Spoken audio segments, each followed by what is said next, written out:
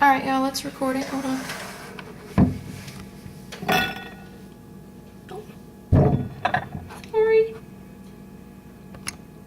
Okay, so you're... Yeah. Okay. Go ahead and introduce yourselves. I'm Brad. I'm Mike. Connie. I'm Tim. Alright, I'm going to do a persuasive speech today for recycling.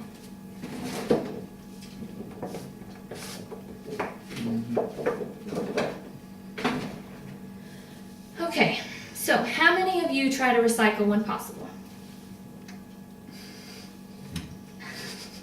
Well, I separate all of my trash and have even influenced universities to encourage recycling by performing my own experiments. Nearly a quarter of the U.S. population does not recycle.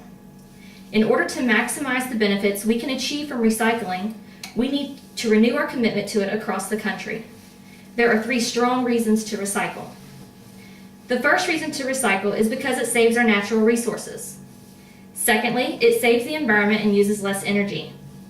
The third reason to recycle is because it saves money and produces more jobs. Now let me begin by explaining how recycling saves our natural resources. By making products from recycled materials instead of new materials, we conserve land and reduce the need to drill for oil, dig for minerals, and cut down trees. Making a brand new product without any recycled material causes natural resources to deplete in the manufacturing process. Paper uses wood pulp from trees, while the manufacture of plastics requires the use of fossil fuels like oil and natural gas. Making something from recycled materials uses fewer natural resources. Half of the Earth's forests are already gone, and up to 95% of the original forest area in the U.S. has been cut down. The Earthworks groups state that most of the magazines printed in the U.S., which is about 8 million tons per year, is dumped into landfills. When the materials that you recycle go into new products, they don't go into landfills or incinerators, so landfill space is conserved. If we recycle just half of the magazines that we threw away, we could save over 12 million cubic yards of landfill space. Landfills also cause another problem in addition to taking up lots of space. The assortment of chemicals thrown into landfills, plus the chemicals that result when garbage breaks down and blends into a toxic soup known as Lachade, creates huge amounts of pollution. Lachade can drain out of the landfill and contaminate groundwater supplies. Today, impermeable clay claps and plastic sheeting prevent much of this runoff, making the landfills much safer than what they were just a few decades ago. Still, Lachade is too much if it's draining into your neighborhood or into your house. Motor oil should also be recycled. Did you know that 1 quart of motor oil can pollute 250,000 gallons of water? Do-it-yourself oil changes in the U.S. produce at least 200 million gallons of used oil each year, and more than half of it is wasted. It is easier and cheaper to recycle used oil than to make new oil from crude. 1 gallon of used oil can produce the same amount of motor oil as 42 gallons of crude oil, while requiring about a third of the energy. Recycling can also provide enough oil for 360,000 homes a year and produce 96 million quarts of high quality motor oil. We as Americans also waste a lot of paper. We throw away the equivalent of more than 30 million trees in newsprint each year.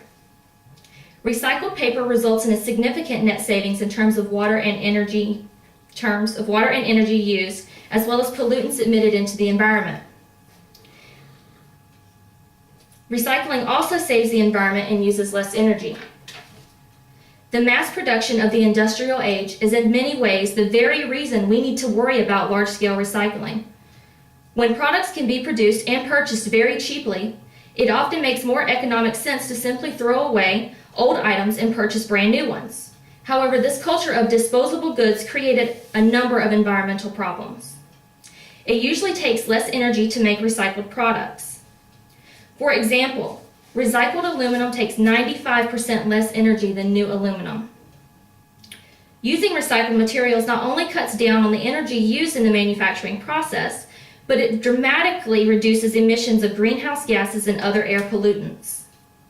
For example, recycling 1 ton of glass results in energy savings of more than 300% and lowers carbon dioxide emissions by 3.5 tons.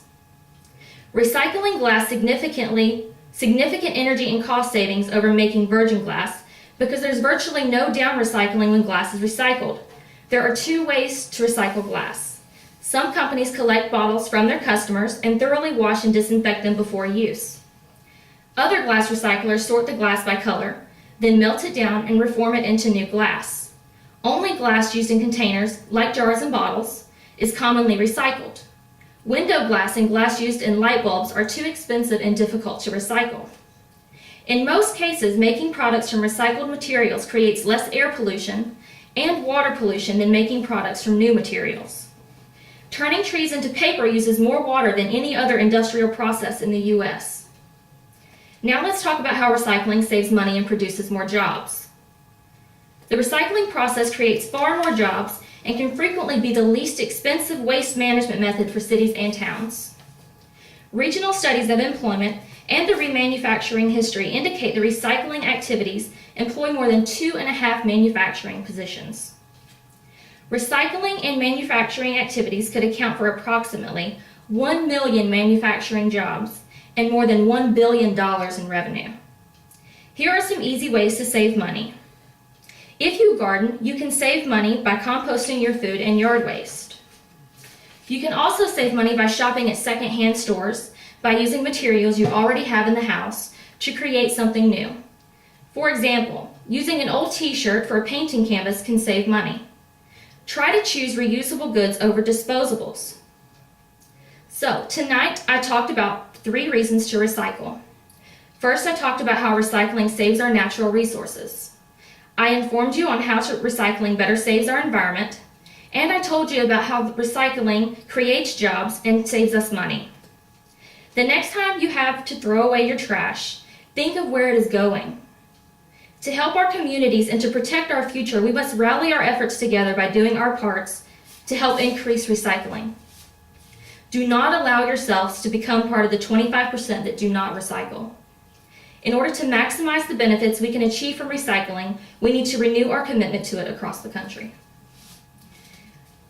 And on my poster, I put the most recent things that are recycled, and that is aluminum, plastics, glass, compost, landfills, oil, paper, steel, and waste. And these are just a few of the symbols associated with recycling that you see in the most recent areas of recycling. This is probably the most popular one that you see all over the place. And some trees and some more symbols. And here on the back, I've got a brochure that I picked up from the City Hall, and it tells you about how to recycle in your area. So if you have any questions, you can go to City Hall and they'll tell you exactly how you can start to recycle and supply you with things that you need. And over here, I have some really cool statistics. As far as, these are just miscellaneous statistics. Only about 1/4 of the paper, aluminum, iron, and steel used in the world is recovered for recycling. An average American uses 8 times the natural resources of the average world citizen and produces 5 times the air pollution of the average world citizen. The world's forests are being destroyed at the rate of 1 acre per second. Every 16 minutes, a forest the size of New York Central's Park is destroyed. Every day, a forest the size of Philadelphia, 74,000 acres, is lost.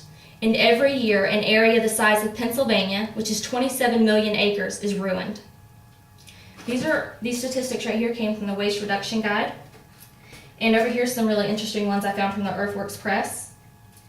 Americans throw away the equivalent of more than 30 million trees in newsprint each year. We discard 4 million tons of office paper every year. That's enough paper to build a 12-foot-high wall of paper from New York all the way to California. Recycling half the world's paper would free 20 million acres of forest land.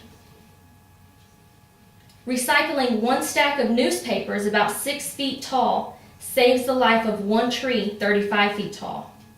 Recycling approximately 1 ton of paper saves 17 trees. If you stacked up all the paper an average American uses in 1 year, the piles would be as tall as a 2-story house. There's a whole bunch of really interesting statistics. And also down here, from the Essential Guide, I have a piece that tells you exactly what happens from the time that you throw your recyclables out on the streets and how they get recycled and what they're used for. And this is a part of the project that I did that I was speaking to you about earlier about my experiment in the university settings. And what we did is we set up recycling bins in the university library in different locations to see if that would influence other students in the area to recycle more paper. And so if you're interested in it, there's a lot of information in here and there's some charts. And thank y'all for listening. Thank you.